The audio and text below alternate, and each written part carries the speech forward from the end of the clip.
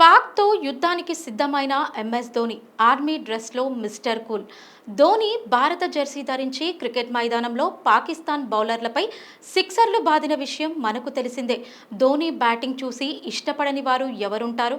పాకిస్తాన్ మాజీ అధ్యక్షుడు పర్వేజ్ ముషారఫ్ కూడా ధోని బ్యాటింగ్కి అభిమాని. కానీ ప్రస్తుతం భారత్ పాకిస్తాన్ మధ్య యుద్ధ పరిస్థితి నెలకొంది. దేశాల మధ్య ఉద్రిక్త పరిస్థితులు నెలకొంటున్నాయి. ఇటువంటి పరిస్థితిలో భారత సైనికులకు సహాయం చేయమని భారత ప్రభుత్వం టెరిటోరియల్ ఆర్మీని కోరింది. అసలు టెరిటోరియల్ ఆర్మీ అంటే ఏంటో ఇప్పుడు తెలుసుకుందాం. టెరిటోరియల్ ఆర్మీ అంటే ఒక స్వచ్ఛంద సంస్థ. ఇందులో పౌరులు ఉద్యోగం లేదా వ్యాపారం చేస్తూనే సైనిక సేవ అనుభవాన్ని పొందవచ్చు.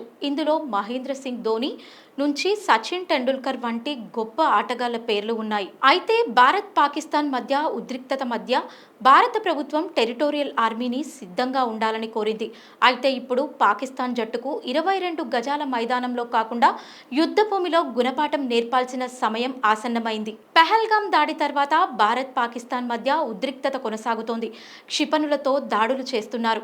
సైన్యంలో శిక్షణ పొందిన మహేంద్ర సింగ్ ధోని సైన్యంతో 2 వారాలు గడిపాడు.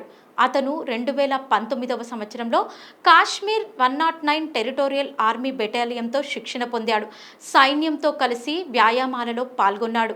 గౌరవ లెఫ్టినెంట్ కల్నల్ హోదాను పొందాడు. భారత సైన్యం తన పని తాను చేసుకుంటోంది. ఇలాంటి పరిస్థితుల్లో లెఫ్టినెంట్ కల్నల్ మహేంద్ర సింగ్ ధోని సైన్యానికి సహాయం చేయడానికి వెళ్తారా అనేది ఇంట్రెస్టింగ్గా మారింది.